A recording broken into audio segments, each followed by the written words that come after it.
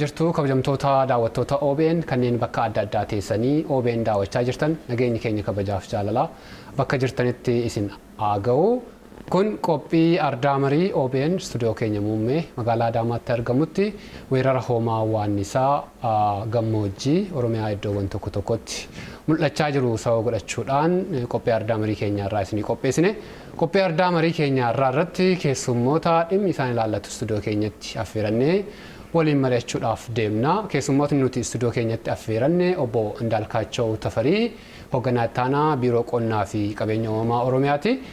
Obbo Alhambiraan Margaa biiroo qonnaa fi qabeenya uumamaa Oromiyaatti ogeessa to'annoo ilbiisotaati. Obbo Kaffaaloo Alamuu itti gaafatamaa waajjira qonnaa fi qabeenya uumamaa godina Shawaa Bahaati. Kabajamtoota hirmaatota marii keenyaa waamicha OBN kabajanii stuudiyoo keenyatti nu duukaa mari'achuudhaaf asitti argamu keessaniif maqaa OBN fi maqaa daawwattoota keenyaatiin guddoo galatoomaa anaa dhufu isiniin jechuu barbaada.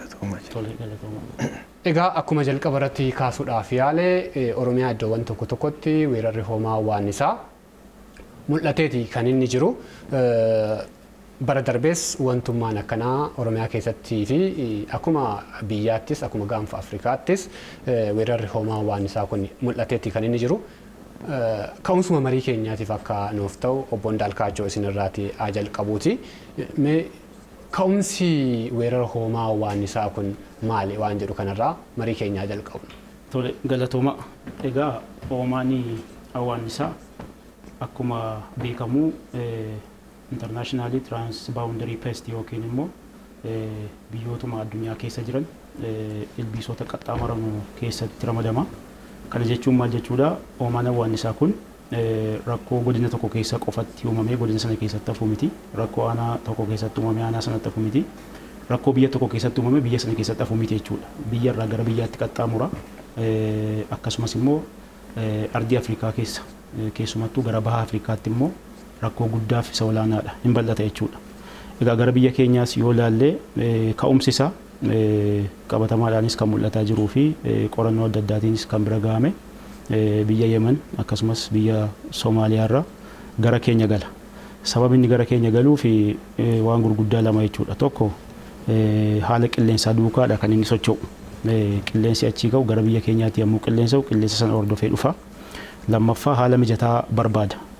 Haalli achi jiru baay'ee dilalla yookiin baay'ee ho'a caafii lama jechuudha. Baay'ee dilalla baay'ee ho'a kana keessa yeroo uumamu in socho'a jechuudha. Inni gama biraa biyya sana keessatti hambisuudhaaf immoo biyyi sun sirni mootummaa jaraas cimaa waan hin taaneef jaraaf ajandaa waannisaa utuu hin taane ajandaa rakkoo keessoo isaanii waan ta'eef achitti illee hafuudhaaf immoo xiyyeeffannaan kennamee hojjetamu achitti hambisuudhaafis laafaa waan ta'eef kana sadanirraa gara biyya keenyaa hin dhufa. Bara darbe biyya keenya keessatti argameera. Naannoo keenya keessattis mul'atee jira.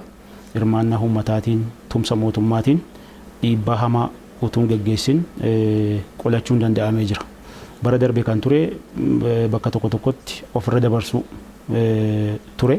Ofirra dabarsuun sun mataan isaa immoo dhiibbaa qaba jechuudha. Amma naannoo Affaar irraa yoo dhufu, naannoo Amaaraa irraa yoo dhufu jarri ofirra dabarsuu utuu hin taane, nus ofirra dabarsuu utuu hin taane hunda isaa guutummaa guutuutti ajjeesuudha kan fala ta'u jechuudha. Bara darbe iddoo tokko tokkotti naannoo Affaaritti qilleensaa bulee jira.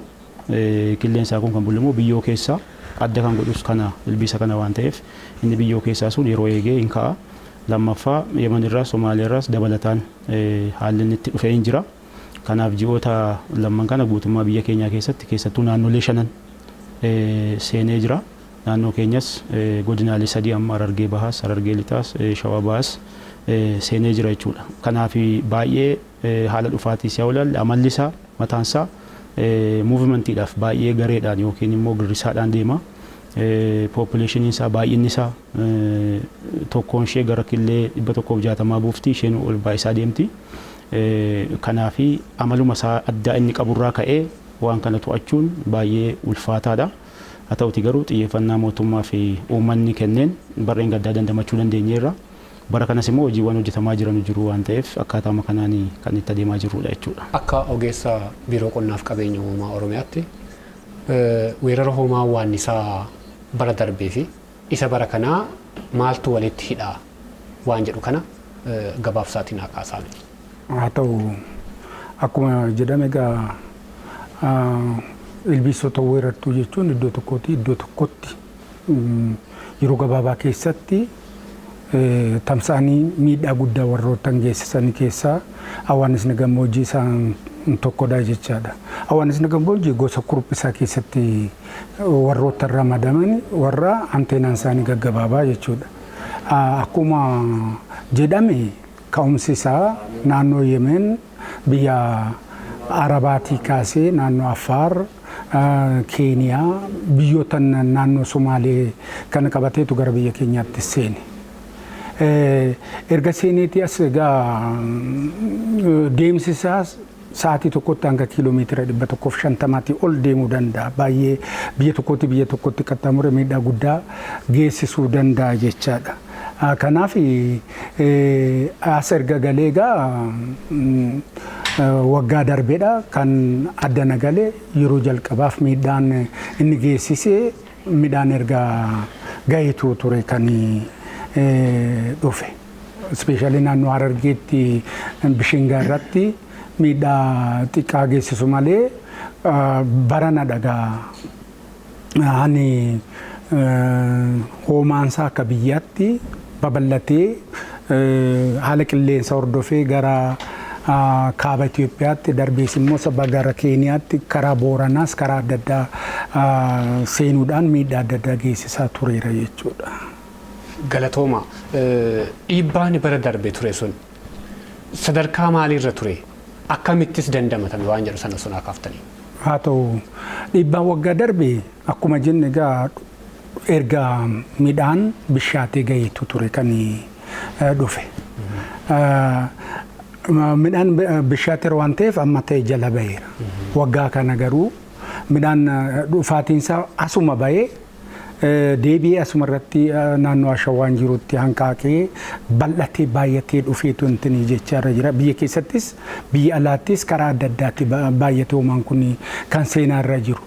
Hawaasni laayif saayikilii mataasaa qaba. Marsaa jireenyaa mataasaa hanqaaquu puuphaa adaalti jedheetu jira. Inni gaheessi kuni alaatii galee dura waggaa darbe alaatii biyya keessa galee hanqaaqa naannoo Ashawaan jirutti naannoo haala mijataa argatetti hanqaaqa akkuma jedhame hanqaaquu 150 ol buusaa jechaadha tokkoonsaa hoomaadha miliyoona hin to'atamne taanaan deebi'eetu gaheessisaa Ashawaa keessatti hanqaaqa. Inni biyya keenyatti naannoo Affaar keessatti Somaalee keessatti Boorana keessatti darbe Keeniyaa keessatti hanqaaqee jiru kun immoo waggaa kana munnis deebi'ee hopparii kan jedhamu. Hoppariin sadarkaa qaba sadarkaa 5 qaba jechaadha. Hopparii sadarkaa 5 erga fixee booda hin balali'a. Adaaltiin sadarkaa 6ffaadha. Gaheessisaa jechuudha. Gara gaheessaatti jijjiiramaa jira. Gaheessa kanatu biyya keessaas biyya alaattis dabalatee nutti dhufe jechaadha. Kuni miidhaa guddaa kan geessisaa irra jiruuf to'annoo isaas immoo suwaarmii hoomaa adda addaatiin lakkoofsa hoomaa adda addaatiin galee yeroo ammaa kana to'annaatti kan jirruuf miidhaansaa inni baranaa isa waggaa darberraa ol ta'uu danda'a. Maaliif sababni isaa midhaan asheetiidha. Midhaan gar tokko hin hammamne miidhaa geessisuu waan danda'a. Yoo of eeggannoon gahaan hin godhamne ta'e waggaa kana keessa miidhaan gahaa. Weerarri hoomaa waan isaa amma Oromiyaa keessa ka'e kun sadarkaa maaliirra jirame Qondaalkaachoo? Tole weerarri kan amma ka'e kun godina sadii keessatti kan mul'atee jiru. Akka biyyaatti naannolee gurguddaa jiran 5 naannoo Amaaraa, naannoo Affaar, naannoo Tigraay, Oromiyaa, Somaalee fi akkasumas immoo naannoo Dirre Daawaa irratti mul'atee jira akka biyyaatti jechuudha. Waliigala bakki inni itti mul'ate naannoo lafa hektaara 500 walii ga'ee jira. Naannoo Oromiyaattis naannoo lafa hektaara 100 walitti tilmaamu irra ga'ee jira. Kana jechuun maal jechuudha lafa amma jennu kun irratti mul'ate jechuun yaa'u hin manca'e yookiin immoo hin bade jechuu miti. Sababiin isaa amaluma isaatiin bakka baay'eetti amma iddoo bosonaa irratti kan naannoo Oromiyaa keessatti godinaalee amma jennu kan qubatee jiru. Harargee lamaan aanolee naannoo Harargee lamaan keessa kan irratti mul'ate jira. Har'a yoo waanaa tokko irratti mul'ate bor immoo ganda biraatti akkaataan ittiin ce'u jira. Saatii saatiidhaan illee haalli itti jijjiiramu jira jechuudha. Amma gara Harargee kanarratti xiqqoo mishingaa wajjin wal qabatee uumamaan bakki inni nyaatu baala qofatu hin taane mishingaa irratti gireenii isaati ija isaa nyaata. Naannoo Harargee irratti isa nyaachuu bakki inni itti jalqabee jira. Kan Shawaa garuu bal'inaan baraa yookiin gammoojjii Fantaallee kana keessa akkasumas naannoo Boset fi ganda baadiyyaa naannoo Adaamaa irratti mul'ateera. Bakka mul'ate hunda irratti midhaan irratti miti. Bakka dheedicha horiitii fi akkasumas immoo darbee bosona irratti achirratti tarkaanfiin irratti fudhatamaa jira. Garuu facaatii isaa kan baranaa kana yommuu ilaallu Harargee bahaa galee achi Harargee lixaatii achi immoo gara kana deemsa qilleensaa kana hordofee kan deemaa jirudha. Kuni kaka'umsi isaa akkuma kaafne gara Yemenirraa Affaarirraa yeroo achitti to'atamuu dadhabus gara keenyattis dhufaa jira jechuudha. Amma garuu facaatii isaan kun kan godhamaa jiru ofirra dabarsuu utuu hin taane amma ofirra dabarsina yoo ta'e gara biraattis darbaa deema jechuudha. Isa achitti hambisuudhaaf yookiin immoo falli isaa dhumaa ajjeesuu waan ta'eef keemikaala fayyadamuudhaan xiyyeeffannaa guddaa kenname galgala ganam tumsi godhame irratti hojii guddaan hojjetamaa jira. Godinaalee weerarri hoomaa waan isaa keessatti mul'ate keessaa godinni Shawaa Bahaa isa tokkodha. Akka waajjira qonnaaf qabeenya uumamaa godina Shawaa Bahaatti sadarkaan weerara hoomaa waan isaa keessa jiru akka godina keessanitti maal fakkaata waan jiru kana naa kaasaame. Nashi galatooma egaa haala qabatama godina keenyatiin guyyaa 6 dura kan godina keenya seene keessattuu kallattii lamaan kan godina keenya seene naannoo Amaaraa godina Shawaa Kaabaa kan jedhamu kan godina keenya daangessuun akkasumas immoo deebi'ee gara Harargee lixaa kanaan naannoo aanaa Fantaalleetti kan seene aanaa Fantaallee seenee aanaa Fantaallee irraa ka'eeti gara Boosat Adaamaatti kan ol dhufe haa ta'u garuu hoomaan kun dura yoo dhufu naannoo Affaar irraa ka'ee gaafa godina keenya aanaa Fantaallee seenu aanaa Fantaallee keessatti dursineeti achumatti ittisuuf kan yaalame walumatti naannoo sanitti gara gandoota 5 kan qabate guyyaa duraatiif jechuudha. Hojii naannoo san irratti hojjetameen muraasa qofa gara aanaa Boosatitti kan dhufuu danda'e. Hojiin ittisaa naannoo san irratti gaggeeffamaa turee jira. Sanirra darbee immoo dabalataanis godina Amaararraa kan gara keenya seenee jira jechuudha. Shawaa Kaabarraa kun walitti dhufeet naannoo aanaa Boosat irratti kan qubateedha. Haa ta'u garuu naannoo aanaalee 3 keessatti qubate kana aanaa Fantaallee, aanaa Boosatii fi aanaa Adaamaa gandoota 2 akka waliigalaatti naannoo gandoota 16 keessatti yeroo ammaa kana mul'atee jira. Aanaalee kanas yoo ilaallu aanaaleen kun aanaalee gammoojjiiti oomishni baay'een isaa ka'ee jira darbee midhaan agadaati achi keessatti kan jiru naannoo kanaa fi bal'inaan kan inni irratti qubate bosona irratti kan qubate jechuudha. Bosona irratti kan qubate kana dursinee akkamitti ittisuu qabnaa kan jedhame durfameeti yeroo godinaalee biraa keessatti jiru irratti qophaa'uu qabama jedhamee durfameeti irratti hojjetamaa turee jira. Kanarraa ka'ameeti almost guyyaa 6 keessatti baay'ee illee odoo hin deemne aanaa 2 keessatti ture jechuudha. Haa ta'u haala qilleensaa wajjin wal qabateet guyyaa kaleessaa xiqqoo haalli qilleensaa ulfaataa waan tureef gara aanaa Adaamaatti dhufe malee bal'inaan aanaa Boosatii fi aanaa Fantaallee keessatti haalli itti to'atamaa ture kan jiru ta'uu isaati jechuudha. Galatooma wantoota hedduudha kan kaafne to'annoo fi hordoffii isaatiin wal qabate akka biiroo qonnaaf qabeenya uumamaa Oromiyaatti hojiin to'annoo fi hordoffii hammi bara darbee fi hammi bara kanaa baay'inni isaas akka wal caalu naa kaaftaniiti kan turtani. To'annoo fi hordoffiin hoomaa waan isaa kana to'achuudhaaf taasifamaa jiru maal fakkaata waan jedhu kana naa kaasaa. Haa ta'u to'annoo fi hordoffii keessatti inni duraa sakatta'insa gaggeessuudha. Sadarkaa hanqaaquu buusetti bakka hanqaaquu buusetti kaasneetu. Mallattoo mataa isaa qaba bakka hanqaaquu buuseta sanatti. Iddoo sanatti qonnaan bulaan akka qotu goosisnee sakattaaneera iddoo sana sakattaanee bakka Oromiyaan bakka jiru iddoo Oromiyaan qonnaan bulaan akka qotu bakka sana. Haala tokkoon immoo isa foorkastii ta'a jechaadha achirraa ka'eetu akka hawaasni kun argamuu danda'u mul'achuu danda'u foorkastii godhamaa jechaadha. Achii kaadhee immoo hoppar kan jedhamu jira sadarkaa gaheessa otoo hin gahin otoo hin balaliin lafarra kan yaa'utu jira jechaadha. Hoppariin sunis achitti to'atamuu qaba sakattaamuu qaba. Hojjetaa amma gajjallaatti leenjiin kennamee jira. Hojii qonnaan bulaa keessas tiskaan namoonni ba'aniiran iskaawutoonni amma goodaatti Harargee keessas Baalee keessattis leenjiin addaa kennameera dhimma waan isaa ilaala. Isaan iskaawutii gaggeessu jechaadha. Inni hordofu jechaadha dhimma sana.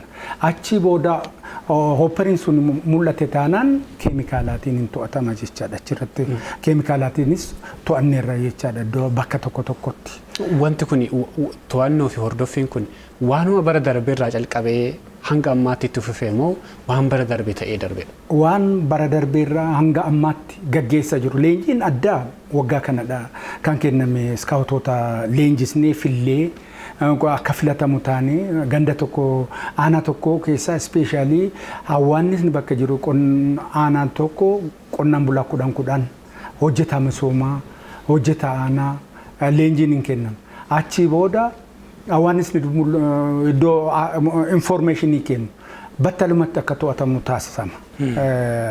Kan biyya keessaa kun suwaarmiin inni guddaan garuu naannoo Affaariitii naannoo Sumaaleetii dhufu amma immoo naannoo Amaaraatii seene kanadha. Otoon beekiin battalumatti yerootti seenu jira. Isas immoo hojjettoonni awarenessiin kennameera sadarkaa biiroo godinaatii qabee amma gajjallaatti awarenessiin gahaan kennameera jechuudha. Hubannoon kennameera jechaadha. Ijaarameera taaks foorsiin hawaasnisaa kan jedhamu. Sadarkaa godinaatti itti gaafatamaa bulchaa godinaatii qabee amma gajjallaatti dhimma kan akka hordofu akka qindeessu. Sadarkaa aanaatti saaluma kanaatiin amma gandaatti dhimmi kun hin jedhameera jechaadha. Jarri kun egaa qonna faana especially abbaan immaa technically kan to'annoos recommendationii keemikaalaa isaa ta'u recommendation mala aadaatiin isaa ta'u akkamitti qonnaan bulaan ofirraa ittisuu to'achuu danda'a kan jedhu qonnaan technically advice kenna jechaadha. Gorsa jechuudha. Gorsa hin kenna jechuudha. Inni dhufa isin bira obbo Ndaalkaachoo dhimma kanaan wal qabsise waan cimsitanii naa kaaftan tokko hoomaan hawaasnisaa kuni bara darbee Oromiyaas biyya keenyas Oromiyaas seeneeti kan jiru. To'annoo fi hordoffiin bara darbee irraa hanga bara kanaatti jiru walitti dhufeenyi walitti hidhatni jiru maal fakkaata? Qaamolee maan sadarkaadhaan biiroo keessan irraa calqabee hanga gadiitti jiran hagam dhimma kana xiyyeeffannoo itti kennanii to'annoo fi hordoffii kanarratti hojjetaa jiran maaliif komiin adda addaa tokko ka'u jira. Keessumaa xiyyeeffannoon mootummaan dhimma kanaaf kenne laafaadha jedhamee haasaamu tokko jira waan ta'eef isa kana akkamitti cimsitanii kaaftu komiin kun hagam dhugaadha jettanii Tole gaariidha. Haala to'annoo isaa irratti bara darbee yeroo jalqabaatiif yeroo hawaasni kun biyya keenya keessa seenu naannoo keenya keessa seenu odeeffannoon isaa bal'aa hin turre haaraa ta'uu isaarraa kan ka'e odeeffannoo sana akka argamu miidiyaadhaanis meeshaalee garaagaraa fayyadamuudhaanis uummanni hubannoo isaa akka argatu ta'ee jira. Kana bira darbee kana ittisuudhaaf inni jalqabaa fi filannoo tokkoffaa kan ture bara darbe aadaadhaan itti adeemnuudha. Aadaadhaan yoo itti adeemne hawaasni kana tokko waca adda addaatiin sagalee dhageessuudhaan aaraa adda addaatiin karaa kaalcharaal ta'een akka uummanni maasaa keessaa ittisu hojii guddaan hojjetameera.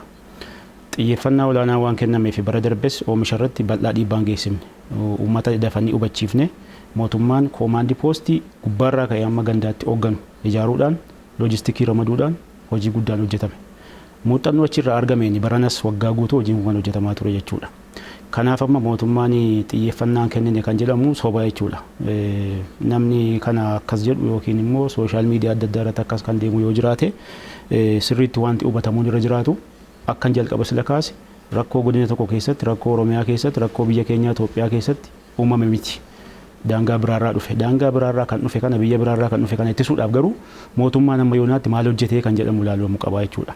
Inni tokko aadaadhaan ofirraa ittisuun akkuma jirutu ta'e bajeta guddaa ramadee loojistikii guddaa ramadee mootummaan amma hojii hojjetaa jira. Tooftaalee keemikaalaan fayyadamuu gosa 4 hojiirra oolchaa jira. Gosi 4 kun bajeta barbaadu loojistikii barbaadu baay'ee guddaadha. Inni jalqabaaf inni olaanaa keemikaala kana fayyadamuudhaaf ULV meeshaa jedhamu jira. Meeshaan kun namaan qorichitti nammee keemikaalitti nammee bakka inni jiru irratti kan itti biifamu jechuudha. Kan lammaffaa eerkiraaftiidha yookiin xiyyaara. Xiyyaara kan amma galaa jiruun alatti kan barreen gaddaa turan illee amma kan hojiirra jiran baay'een isaanii xiyyaaraan jechuudha. Xiyyaara kana biyya keenya xiyyaarri kun yoo miidhame yoo suphaa barbaade biyya keessatti miti kan suphamu biyya keenya illee miti jechuudha. Yookiin Keeniyaatti yookiin biyya biraatti suphama kun illee baasii guddaa gaafata. Tokko mootummaan kana investi godhee hojii guddaa hojjetee xiyyaaraan akka inni to'atamu gochaa jira. Kan sadaffaa motorized vehicle irratti mounted kan ta'u vehicle mounted kan ta'an jiru. Yoo xiqqaate konkolaataa hedduu lakkoofsaan hedduu kan ta'e naannoo Affaar keessatti naannoo Amaaraa keessatti nu birattis konkolaataa kana irratti hidhameetu konkolaataa kana socho'ee rukuta jechuudha. Kana furaffaa immoo namumti dugdatti baatee motorized kan ta'e kan ittiin keemikaalli biifamu jira jechuudha. Isaan alatti shanaffaa amma kan nuyi bu'a qabeessatti ta'aa jirru dirooniidha. Kalaqaa dargaggoo Naawol Dhaabaatiin yeroo darbee akkuma argaa turtan inni hojii guddaa hojjetaa jira salphaatti as dhaabbattee moonitar gootee gaarattis ol ergitee dachaattis gadi buuftee ittiin rukutuu dandeessa. Kana hundi bajeta guddaa gaafata xiyyeeffannaa guddaa gaafata muummicha ministeeraa irraa kaasee pirezidaantii mootummaa naannoo Oromiyaa keenya irraa kaasee amma gajjallaatti hojiin isaanii tokkoffaa lammaffaa sadaffaan isuma yeroo yerootti illee jechuudha. Riisoorsii kana barbaadan ramadan humna kana barbaachisu mobilaayiz godhanii jiru. Kun xiyyeeffannaa addaa waan qabuuf xiyyeeffannaa addaa waan qabuuf biyyi keenya akkaataa rakkoo isaatii yoo laalle girrisa isaa swaarmii isaa yoo laalle swaarmiin tokkittiin gara miliyoona 40 tokkoon see jechuudha. Tokkoon kun seente jechuun kiiloomeetirii sukweerii xiqqooma keessatti wanti inni divaasteet godhu midhaan divaasteet godhu poppileeshinii magaalaa tokko kan qallabuu danda'udha. Baay'ee hammaataadha divaasteeshiniin qaqqabu. Amma kana hunda dandamachuu dandeenya jira jechuudha. Bakka divaasteeshiniin qaqqabutti immoo deebi'ee qonnaan bulaan akka inni misoomatti galuun sanyii emerjensii mijeessuun jallisii akka fayyadamu gochuun hojii guddaan immoo hojjetamaa jira jechuudha. Kanaaf yeroo divaasteeshiniin qaqqabu qonnaan bulaan deebi'ee akka dandamatu gochuu amma immoo ofirraa ittisuudhaaf amma rakkoon dhiyeessii keemikaalaan jiru. Rakkoon dhiyeessii meeshaalee ittiin kana hojjetanii hin jiru jechuudha. Inni guddaa fi inni olaanaan bakka inni argame irratti meeshaa maaliitiin to'atamaa kan jedhu immoo ogeessaan adda ba'a jechuudha. Iddoo kanatti xiyyaara finnamoo ULV fayyadamnamoo motorized kan ta'e kan fayyadamnamoo vehicle mounted fayyadamna kan jedhu immoo ogeessaan adda ba'a. Automaatikaalii yeroo adda ba'ee jedhu sadarkaadhaan dafee command of chainiin jira amma godina keenya sadan irratti Harargee irratti Shawaa Bahaa irratti Harargee Lixaa irratti command post of danda'ee jira. Kan hooggansaan hoogganamu jechuudha. Hooggansaa gaditti immoo garee ogeessaa jira. Garee ogeessaa gaditti immoo ganda hunda irratti odeeffannoo kan kennan bakka inni itti argametti maal poppileeshinii isaa maali tatamsa'ee jiramoo iddoo tokkotti walitti gurmaa'ee jiramoo maali kan jedhu kana immoo yeroo yerootti immoo odeeffannoo kan kennu immoo koreen ijaaramee jira jechuudha. Kanaaf isarraa kan arganne irratti aakshiniitu fudhatamaa jira amma yeroo itti oppileeshinii keessa gallee jirudha waan ta'eef mootummaan waan danda'amu hundaan xiyyeeffannaa kennee deeggarsaas gochaa jira. Bu'aas immoo irraa argataa jira jechuudha. Malee utuu mootummaan callisee ilaale akkuma biyya Yemen caalaa biyyi keenya keessatti immoo waan inni barbaadu as jira waan ta'eef biyya Yemen keessatti oomisha irra qubatu waan hin qabneef jarra agricultural production kana irrattis waan hin xiyyeeffanneef waan hin qabneef gara keenya dhufa jechuudha. Uumamaan immoo baala hunda kirooppii hunda waan bira darbuu qabu hunda nyaata. Amma kana hunda dandamannee hittisnee xiyyeeffannaan kennamee hojjetaa jiraachuusaa mootummaan keenya kun mootummaa cimaa ta'uusaallee kan agarsiisu ta'uusaa qaamni hunduutuu beekee gaariidha jechuu barbaade. Galatooma obbo Ndaalkaachoo isin bira dhufee jira. Wanti bara darbe suni mul'ate jira. Bara kana ammoo godina Shawaa Bahaatti mul'ateera. Of eeggannoon dursaa fi qophiin dursaa isin gootan jira waan kanaan wal qabatee waan jedhu kana akkasumas hubannoo hawaasaa cimsuudhaan wal qabatee wanti akka waajjira keessanitti hojjetame hoo maaltu jira waan jedhu kana gabaabsaatiin haa kaasu. Egaa kan wajjin wal qabatee yeroo lammaffaadhaaf bara kana kan dhufe bara dheengaddaallee mudatee jira akka godina keenyatti haala qabatamu godina keenyatti yoo ilaallu haa ta'u garaagarummaan bara dheengaddaa fi baranaa yoo ilaallu bara dheengaddaa tureeti kan dhufe naannoo sadaasa keessa dhufe yeroo sanitti oomishni bal'inaan waan ka'eef hubannoon uummataallee baay'een turre isa jalqabaatiif dhufee bara dheengaddaa achirraa ka'amee miidhaallee odoo hin ga'iin darbee jira keessattuu haala aadaatiin sagalee adda addaa dhageechisuudhaan aaratti aarsuudhaan ofirra dabarsaa turanii jiranii iddoo tokko tokko irratti iddoo jallisiin jiruu fi miidhaa geessa jennee shakkaa turre irratti immoo xiyyaaraan haalli qoricha itti biifamee ittiin to'atame kan jiru ta'uu isaati jechuudha. Egaa achirraa ka'ameeti muuxannoo bara dheengaddaa sanirraa ka'ameeti barana dursee yoo dhufuu danda'e maal goonaa kan jedhu kana qaamni sadarkaan hin jiru jechuudha. Federaalarraa kaasee hojiin kun hojjetamaa ture jira durfamee jechuudha. Keessattuu akka duratti ka'aa ture leenjii gaatu kenname naannoo kanarratti jechuudha. Leenjiin kennamuu qofaa miti. Leenjiin kennamuu qofa osoo hin taane dhimma kana qaamni hoogganu sadarkaadhaan akka dhaabbatudha kan taasifame. Keessattuu sadarkaa federaalarraa kaasee hanga gandaatti kan jiru jechuudha. Haaluma qabatamaan illee ilaalle sadarkaa godinaatti bulchaan godinaa kan walitti qabu koreen tokko taaks foorsiin tokko dhaabbate jalatti immoo teeknika koreen teeknikaa gama waajjira qonnaatiin kan jiru. Haga gadi bu'ee sadarkaa gandaatti bulchaa gandaatiin hoogganamu kan haala kanaan itti deemamaa ture. Mallattooleen adda addaallee turee jira waan ta'eef bara dheengaddaa jechuudha. Bara kana immoo dursee dhufuullee danda'a. Amma bara dheengaddaa biyya alaatii dhufe amma achii ka'ee as ga'u san yeroo dheeraa fudhatee jira. Bara kana immoo gammoojjii biyya keenyaa keessatti naannoo Affaar keessatti hanqaaquu buusee achi keessa hanqaaquu sun falfalamee gara wanniitti kan dhufe jechuudha. Kanaaf yeroo gabaabaa keessatti as dhufuu danda'a. Oomishni jiru immoo maasarra jiru kun yoo kan hin to'atamne ta'e miidhaa guddaa irraa ga'uu danda'a waan jedhamuuf kana tokko kan wanni jedhamee ture. Kanarraa ka'amee hojii hubannoo uumuuti kan kenname. Hojii hubannoo uumuu kun qaamni sadarkaadhaan leenjii fudhates gadi bu'ee uummanni dursee akka of eeguu danda'u mallattoon isoo jiraate dursanii naannoo sanitti jechuudha. Haa ta'u bara kana baay'inni isaallee haala amma jiru kana yoo ilaallu baay'ee guddaadha.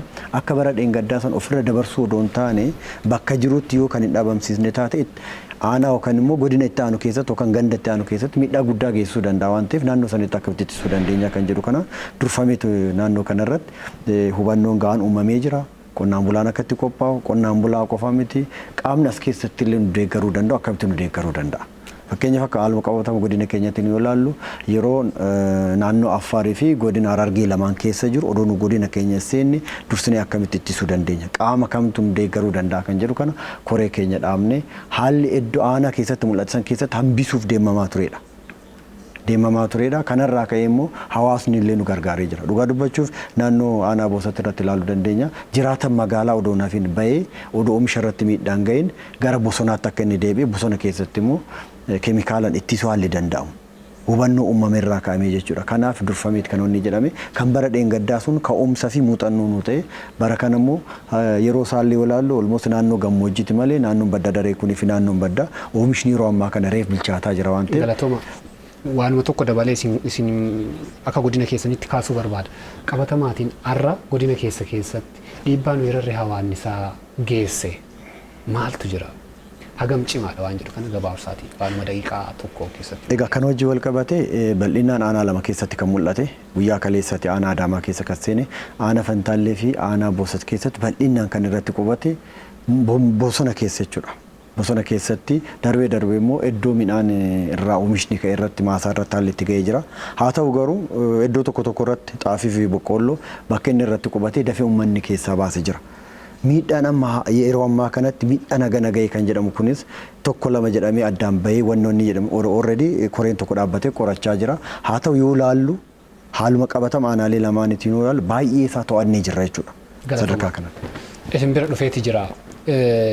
To'annoo fi hordoffii hoomaa hawaannisaa kanarratti godhamu keessatti qorichi yookaan immoo summiin fayyadamu suni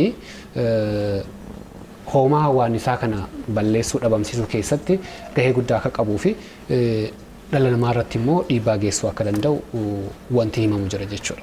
Akka ogeessaatti ija ogummaatiin dhiibbaan qorichi yookaan immoo biiffaan sun dhala namaa irraan geessisuu danda'u maal inni waan jedhu sannaa kaasame.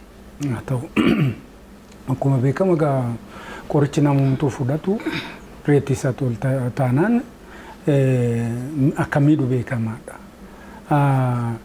Keemikaalli moosa summiin hawaannisaaf fayyadamnu kun moosa qorichi mala lamaan miidha. Akiyutiif yeroo suma battalumatti kan ajjeesuuf kiroonik kan jedhamu.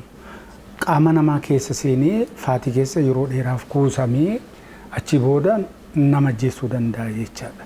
Kana moosa dhibee adda addaa namarratti illee uumuu danda'a. Namoonni dhibee adda addaa umuriitiin illee namoonni deeman naannoo sana ijoolleen naannoo sanaati duraan dursanii of eeggannoo barbaachisu gochuun barbaachisaadha jechaadha.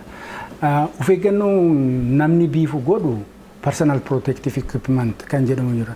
Meeshaa of eeggannoo tuuttaan jira, bottiin jira, ijatti kan godhatamu, funyaanitti kan godhatamu, mataatti kan godhatamu jira. Meeshaa kana guutuutti harkatti kan godhatamu hundumaa gooneetu kan itti hojjennu. Kana gochuu baannaan akkuma Awwaannisa irratti miidhaa geessisu namarratti illee miidhaa geessisa jechaadha tuttuqa adda addaatiin of eeggannootiin hin biifamu taanaan. Darbee gaarummaaf isa biifnu kanallee ekooloojii irratti iddoo tokko irratti overdoozii yoo ta'e miidhaa ilbiisota faayidaa barbaachisu olii yoo kan biifamu ta'e. Hamma barbaachisu olii yoo kan biifamu yoo ta'e ilbiisota faayidaa qabeessonni naannoo kan akka kannisaa biyyoo keessas sooma keessas hin jiraatu waan ta'eef isaan irratti taargeet orgaanizimsi warroonni nuti ajjeesuu barbaannurraa alaa nu jala miidhuu waan danda'uuf of eeggannoon barbaachisaatiin biifuu qabna jechaadha. Galatooma obbo Ndaalkaachoo isin biran dhufa. Egaa wantootni baay'een akka hojjetamaa jiran naa kaaftaniitu jirtu dursitanii jechuudha. Wanti kun dafee hin to'atamu yoo ta'e dhiibbaa fi sodaan jiru maalinni waan jedhu sannaa kaasaa. Tole akkuma sila kaase hoomaan awwaannisaa kun amaluma isaatiin gosa biqilaa kamiinuu kan nyaatu gosa biqilaa qofatu hin taane biqilaa keessaayyuu immoo midhaanota oomisha qonnaa ta'an immoo ija isaanii kan nyaachuu danda'udha. Akka qabatamaa naannoo keenyaatti sodaanuu qabnu bara kana oomishi qonnaa baay'ee karaa milkaa'ina qabuun geggeessinee jirra. Harargee lamaan yoo furan kilaastera mishingaa ilaaluun hin danda'ama. Seenaa keessatti akkasitti takkaa hojjetamee hin beeku hojiin qonnaa. Akka waliigalaatti oomisha hin daballa yeroo jennu bara darbeerraa kaanee hojii guddaa waan hojjenneef amma oomishi qonnaa bakka irra jiru sadarkaa gaarii irra jira. Giddu galeessa kanattis kilaasteroota qamadii, mi'aan xaafiis, kan garbuus yoo ilaalle oomishi keenya baay'ee karaa milkaa'ina qabuun adeemee jira. Wantoota oomisha xiqqeessan dhiibbaa geessan keessaa immoo amma hoomaan awwaannisaa kun akka sodaa tokkootti isaan gafaate jechuudha. Haa ta'uuti garuu amma yoonaatti amma sa'a kanaatti oomisha waliigalaa irratti haa mul'atu iyyuu malee dhiibbaan ni geggeesse immoo qorannoon adeemsifamaa jira keessattuu kan Harargee lamaan naannoo mishingaa irratti gareen ogeessaa tiimii lamaan ijaarame. Mishingaan kun hektaara meeqa hammamtuu miidhame persantii meeqa oomisha argamu keessaa immoo hammam dhabna kan jedhu ogeessaan kan qoratamaa jiru ta'a akka xumurameen inni illee kan ibsamu ta'a jechuudha. Haa ta'u garuu sodaa amma jenne kana qolachuudhaaf baay'ee hojjechuu nu gaafata jechuudha. Sodaa hin qabna. Sababiin isaa amma giddu galeessa kanarraa gara giddu galeessaatti yoo dhufe bakka tokko tokkotti oomishi gahee sassaabbiin jalqabeera inni waan gaariidha. Bakka tokko tokkotti immoo kan hin geenye leet pilaantingii kan ta'an kan amma sadarkaa asheetaarra jiran jiru. Warri sadarkaa asheetaa kanarra yoo qubate nuuf sodaa guddaadha jechuudha. Baay'ee miidhuu waan danda'uufi. Kanaaf sodaa kana amma nuyi kan qabnu tokkoffaa oomisha irratti sodaa oomishaa nuyi kan qabnu immoo keessumattuu oomisha bilchaate oomisha gahee utuu hin taane oomisha ganaa sadarkaa asheetaarra jiranu kanneen jiranu jiru waan ta'eef isarratti sodaa qabna. Kanaaf sodaa kana keessaa bahuudhaaf yookiin immoo qolachuudhaaf yookiin immoo bakka inni jiru hambisuudhaaf jennee barreen gaddaa bakka inni mul'ate irraa distarbi goonee daddabarsuu ture jechuudha. Kanaaf amma daddabarsuun hin barbaachisu kan jenneef yoo daddabarsina ta'e amma inni shawaa jiru inni argee jiru ofirra dabarsina yoo ta'e giddu galeessa galaa giddu galeessa irraa immoo midhaan asheeta kanarra waan qubatuuf miidhaa waan fiduuf bakkuma jirutti bakka keemikaalli itti nam'uu danda'utti akka inni walitti qabamu godhame ganama sa'aatii 11 irraa kaasee hanga sa'aatii 3tti galgala immoo sa'aatii 11 irraa kaasee hanga sa'aatii 1 sa'aatii 2tti waan qubatuuf waan taa'uuf achitti akka inni qubatee yookiin immoo keemikaalaan rukutamu gochuun baay'ee barbaachisaa ta'a jechuudha. Kana qofatu hin taane bakka nama qubatu yoo midhaan jiraate midhaan gaasa ta'u maalis ta'u qonnaan bulaan karaa aadaatiin achirraa dadammaqsaa jira jechuudha. Inni qonnaan bulaan midhaan isaarraa akkasitti sagaleedhaanis haaraanis ofirraa ittisu kun murteessaadha maaliif tasgabbii isa dhowwa. Yoo tasgabbii dhabe immoo killee akka hin buufne ta'a. Yoo killee buuse killeen isaa sun biyyoo keessa ture yeroo itti aanutti illee waan nu rakkisuu danda'uuf jechuudha.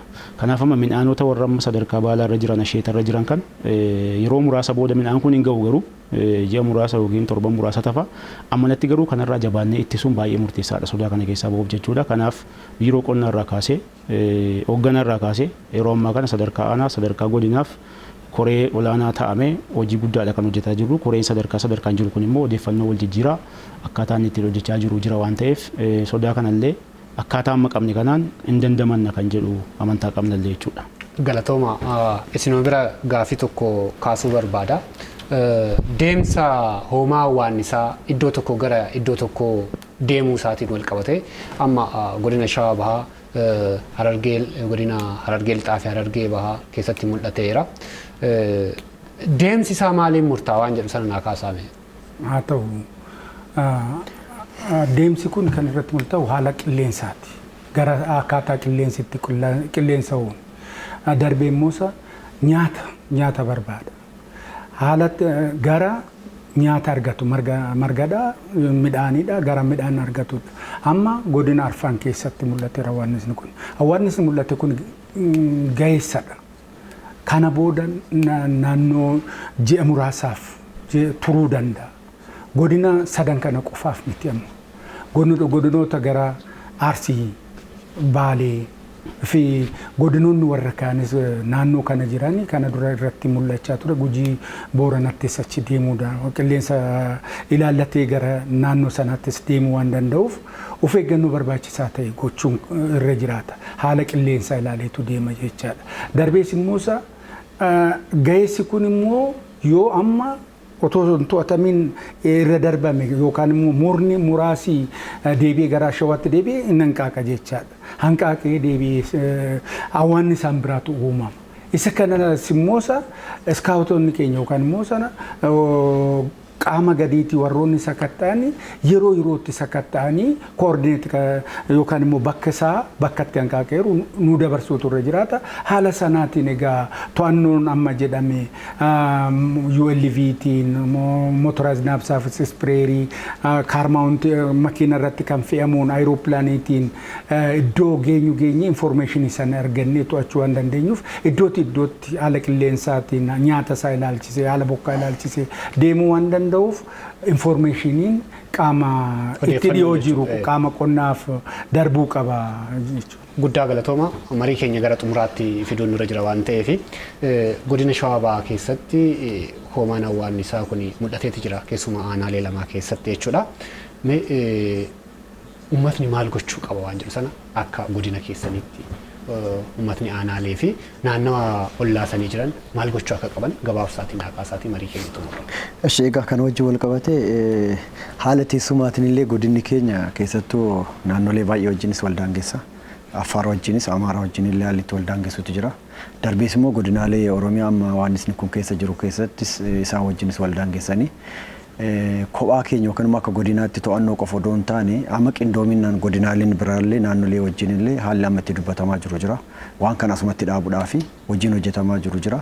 Yoo asii ol darbe miidhaa guddaa geessisuu danda'a waan ta'eef aanaalee oomishni keessatti hin geenye kanaaf gama kanaan hojii guddaan hojjetamaa jira. Koreenis dhaabbatee naannoleellee godinaalleellee walitti fidanii odeeffannoo wal jijjiiruudhaan garamitti deema. Inni guddaan amma haalli inni itti deemaa jiru keessattuu gammoojjiidha waan nyaatu gaafa dhabe lafa baddaatti ol ba'uun isaan oolu qilleensa wajjinis deema waan ta'eef yeroo tokko spiidiin barbaadamne saffisan barbaadamne olitti haalli itti deemaa jirullee jira waan ta'eef gama kanaan hojiin hojjetamaa kan jiruu fi achuma bakkuma jiru sanitti ofirra dabarsuu odoo hin taane bakkuma jiru kanatti dhaabsisuuf kan deemamaa jiru. Egaa kanarraa kaanee akka godina keenyatti hawaasni maal godhuu qabaa kan jiru kana xiyyeeffannaa guddaa kenne hubannoo uumuun illee akkuma jiru ta'e qonnaan bulaan keenya dursee odeeffannoo kan qabullee jira baay'inaan qonnaan bulaan keenya kana argisiisu as keessatti illee hirmaachaa jira waan ta'eef tokko qonnaan bulaan keenya ganamas galgalas oorruu isaa sakatta'uun baay'ee barbaachisaadha.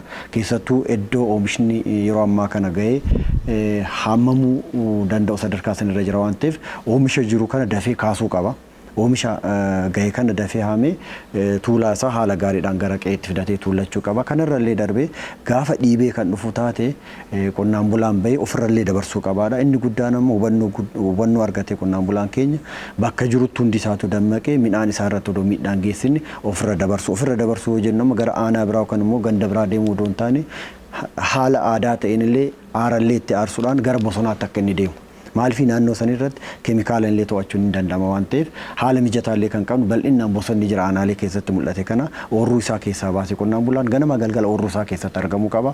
Ofirra dabarsee yoo haala kanaan onni kan jedhu taate tumsa barbaachisu illee nu godhe keessattuu amma akka rakkoo guddaatti illee kan nu qunnamaa ture haala teessuma aanaalee kanaa wajjinis yoo wal qabatee ilaallu bosona bal'ata gaarreen bal'ata naannoo san keessatti odeeffannoo haala salphaadhaan argachuun illee xiqqoo ulfaata waan ta'eef uummanni bakka jirutti odeeffannoo jiru kana ogeessa qonnaatiif illee qaama dhimmi ilaaluuf kenne qindoominaan yoo bakka tokkotti onni jenne to'achuun waan nun dhibneef hin jiru kan jedhu kana dabarsuu barbaada. Galatooma marii keenya hin xumurra obbo Ndaalkaachoo weerara hoomaa hawaasnisaa kana to'achuuf wantootni hedduun hojjetamaati akka jiran naa kaaftaniif jirtu jalqaba irratti. Egaa hoomaa waan isaa kana to'achuudhaaf gaheen mootummaan qofti waan kana to'atee galmaan gahuu dhabuu danda'a waan ta'eef keessumaa hawaasnii fi qaamoleen dhimmi isaan ilaallatu of eeggannoo fi tumsi isaan gochuu qaban maali waan jedhuun marii keenya irraa golama. Tole egaa hoomaan hawwaannisaa kun baay'ee hamaadha. Baay'ee ilbiisa gadheedha.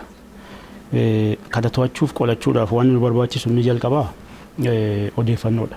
Odeeffannoon baay'ee murteessaadha. Sababiin isaa amala isaa barreerra.